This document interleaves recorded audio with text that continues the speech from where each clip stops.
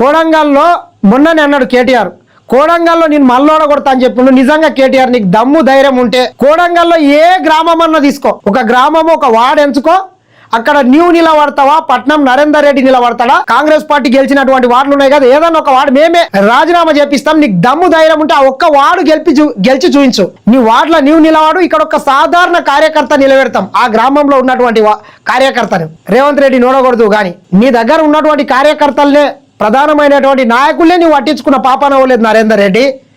ఇకనైనా నీ కుట్రలు, నీ కుతంత్రాలు, నీ నక్కజిత్తులు మానుకుంటే బాగుంటుందని మరొక్కసారి కోడంగల్ బిడ్డగా హెచ్చరిస్తున్నా.